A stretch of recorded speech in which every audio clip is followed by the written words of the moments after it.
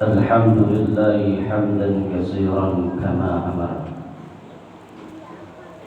أشهد أن لا إله إلا الله وحده لا شريك له إرغاما لمن جهد به وكفر. وأشهد أن محمدا عبده ورسوله سيد الإنس والبشر. اللهم صل وسلم وبارك وكرم على نور الأنوار وسير الأسرار ودرية الأديان ومفتاح باب اليسار سيدنا ومولانا محمد المختار وآله الأطهار وأصحابه الأخيار عدد نعم الله وإفضاله. أما بعد، قال الله تعالى في كتابه الكريم وأصدق القائلين: أعوذ بالله من الشيطان الرجيم. يا أيها الذين آمنوا اتقوا الله حق تقاته ولا تموتن إلا وأنتم مسلمون. صدق الله العظيم. Ma'asyiral muslimin, sidang Jumat yang dimuliakan Allah Subhanahu wa taala. Syukur alhamdulillah pada kesempatan yang mulia ini, di tempat yang mulia ini, di hari yang mulia ini, Allah masih memberikan kita nikmat sehat, afiat, nikmat iman Islam, sehingga kita dapat kumpul dalam rangka menunaikan kewajiban kita, yaitu ibadah salat Jumat berjamaah. Mudah-mudahan hadirnya kita, kumpulnya kita, Allah jadikan orang-orang yang bersyukur atas segala nikmat yang telah Allah berikan. Amin ya rabbal alamin. Salawat dan iring salam tak lupa juga kita sanjungkan kepada junjungan kita Nabi besar Muhammad sallallahu alaihi wasallam, kepada para keluarga dan sahabatnya, insyaallah pada kita sebagai pengikutnya yang senantiasa istiqamah dalam menjalani ajaran sunnahnya. Kelak kita berharap mendapatkan syafatul usmah, pertolongan dari Nabi kita Muhammad sallallahu alaihi wasallam.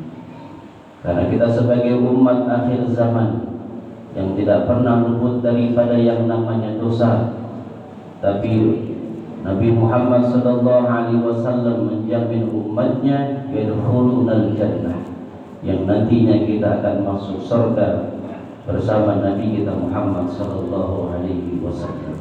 Ma'asyiral muslimin, sedang Jumat yang dimuliakan Allah Subhanahu wa taala. Pada kesempatan yang mulia ini, khatib mengingatkan kepada diri khatib sendiri dan umumnya mengajak para jemaah sama-sama kita meningkatkan iman dan takwa kita kepada Allah Subhanahu wa taala. Takwa dalam arti imtithalul awamir, menjalankan segala apa yang diperintahkan oleh Allah Subhanahu wa taala, wa ijtinabun nahi, dan menjauhi segala apa yang dilarang oleh Allah Subhanahu wa taala. Mudah-mudahan Allah jadikan kita sebagai orang-orang yang bertakwa di hadapan Allah Subhanahu wa taala. Ma'asyiral muslimin, sedang Jumat yang dimuliakan Allah Subhanahu wa taala. Di hari Jumat ini kita berada di penghujung yang namanya bulan Rajab. Baru kemarin tanggal 27 Rajab, sama-sama kita mengetahui yaitu terjadinya peristiwa Isra dan Mi'raj. Isra dan Mi'raj adalah suatu peristiwa yang dimana Nabi Muhammad sallallahu alaihi wasallam menerima perintah langsung dari Allah Subhanahu wa taala tanpa perantara malaikat Jibril alaihi salam. Kalau perintah zakat, perintah sedekah itu bisa melalui malaikat Jibril alaihissalam, tapi perintah salat ini langsung yang menerima Nabi kita Muhammad sallallahu alaihi wasallam. Karena yang nantinya awwalu ma yuhasabu qabil yaumil qiyamah as-shalah, amalan yang pertama yang nantinya akan dihisab di hari yaumil nanti untuk hamba itu adalah sholat. Kalau sholatnya baik, maka insya Allah semuanya akan dianggap baik. Tapi kalau sholatnya rusak, maka akan dianggap rusak seluruh ibadahnya. Maka dari itu, kalau kita tahu bahwa sholat adalah amalan yang pertama akan dihisab, perbaikilah sholat kita. Mulai dari wudhu kita, dari takbiratul ihram kita, sampai salam, perbaikilah. Kalau kita tidak tahu ilmunya, maka tanya dengan guru-guru di sekitar kita, bagaimana tata cara sholat yang baik dan benar yang nantinya diterima oleh Allah Subhanahu wa ta'ala. Ma'asyiral muslimin, sidang Jumat yang dimuliakan Allah Subhanahu wa ta'ala. Suatu hari ketika Nabi Muhammad sallallahu alaihi wasallam sedang berkumpul bersama para sahabat, Rasulullah memberikan sebuah analisa sosial. Beliau memberikan gambaran apa yang akan terjadi di masa yang akan datang, apa yang terjadi di akhir zaman nanti. Rasulullah memberikan gambaran kepada para sahabat. An Abi Hurairah qala Rasulullah sallallahu alaihi wasallam. Dari Abi Hurairah, Rasulullah sallallahu alaihi wasallam bersabda, sayati 'alan nas, akan datang suatu masa, akan datang suatu zaman, akan datang suatu waktu di tengah-tengah kalian, wahai manusia. Nabi memberikan gambaran kepada manusia di akhir yang akan zaman apa yang terjadi. Sanawatun khadda'at, tahun-tahun yang penuh dengan kedustaan, tahun-tahun yang penuh dengan kebohongan. Kenapa tahun itu terjadi penuh dengan kedustaan dan penuh dengan kebohongan? Yusaddiqu bihal kazib wa yukazzibu bihas sadiq. Yang pada tahun itu, kata Nabi Muhammad sallallahu alaihi wasallam, di mana orang-orang yang benar akan dianggap sebagai pembohong dan orang-orang yang pembohong akan dianggap sebagai orang-orang yang benar. Inilah tahun penuh dengan kebohongan, tahun penuh dengan kedustaan. Kemudian dilanjutkan lagi oleh Nabi, wa yutamanu bihal khain wa yuhawwanu bihal amin. Dan orang-orang yang benar terpercaya pada saat itu akan dikhianati, dan orang-orang yang benar berkhianat pada saat itu akan diberikan kepercayaan oleh para penguasa dan oleh para pejabat. Inilah tahun di mana tahun penuh dengan kedustaan dan penuh dengan kebohongan. Kemudian Nabi sallallahu alaihi wasallam melanjutkan, wa yandiku bihar ruwaibidah. Dan pada saat itu kondisi sudah semacam itu, kemudian ruwaibidah akan berbicara. Lantas para sahabat bertanya, wa ma ruwaibidah ya Rasulullah? Apakah yang kau maksud dengan ruwaibidah itu, wahai Rasulullah? Kemudian Rasulullah sallallahu alaihi wasallam mengatakan, ar-rajulu tafih fi amril 'amah. Orang yang bodoh, orang yang tidak paham perkara apa yang terjadi, orang yang tidak mengerti berbagai urusan, kemudian dia akan berbicara di tengah-tengah manusia, di tengah-tengah kebodohannya itu.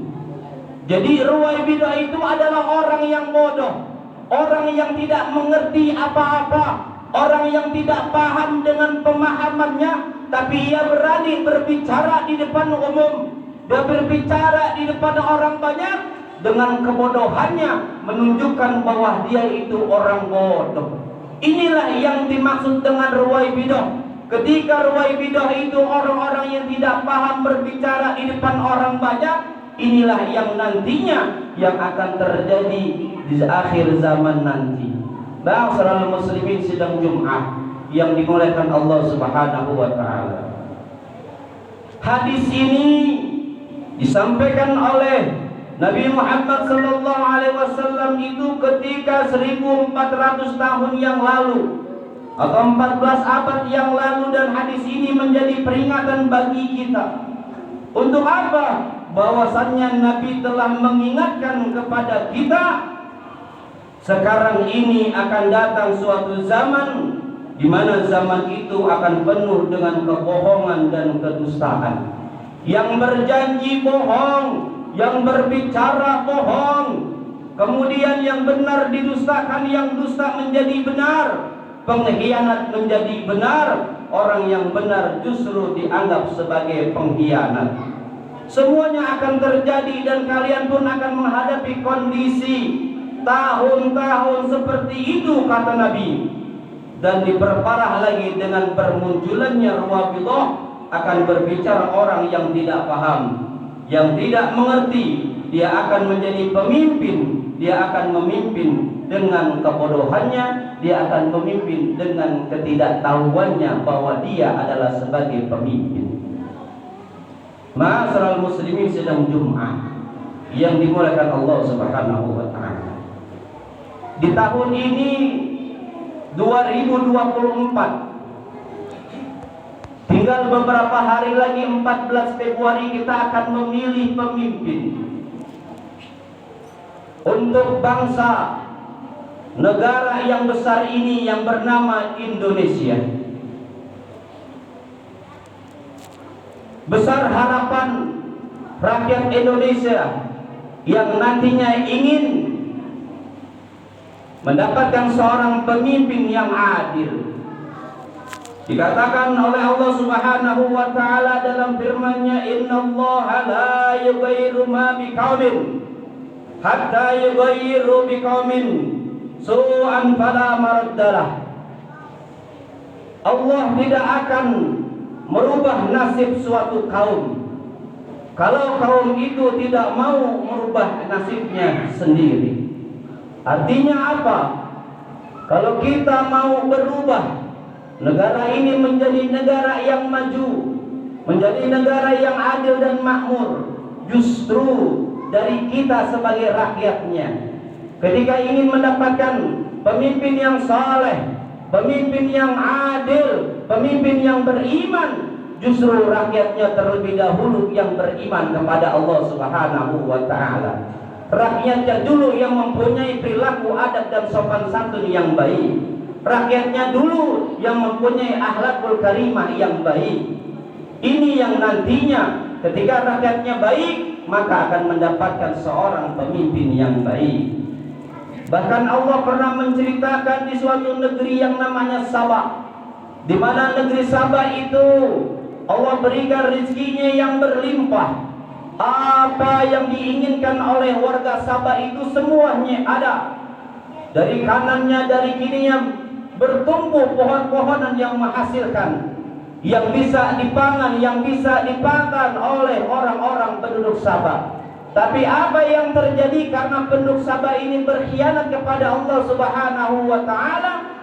Ia tidak mau beriman kepada Allah Subhanahu wa taala. Dia tidak mau bersyukur kepada Allah Subhanahu wa taala. Akhirnya Allah jadikan negeri Sabah itu menjadi negeri yang serba kekurangan. Kenapa?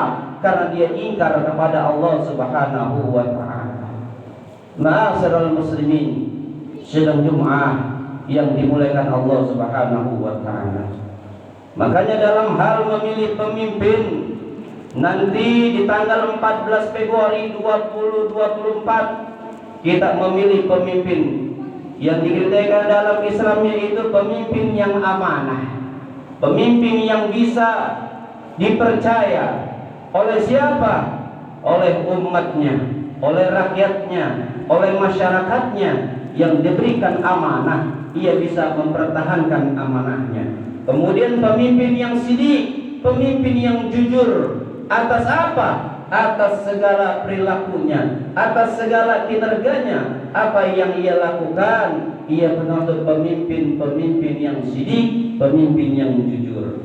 Kemudian apalagi pemimpin yang dimaksud, yaitu pemimpin yang tabligh, pemimpin yang bisa menyampaikan kebenaran. Yang benar itu benar, yang salah itu salah. Pemimpin yang berani menyampaikan yang hak itu hak dan yang batil itu batil. Ini yang diperlukan oleh rakyat kita. Kemudian yang terakhir yaitu pemimpin yang mempunyai sifat patona. Sifat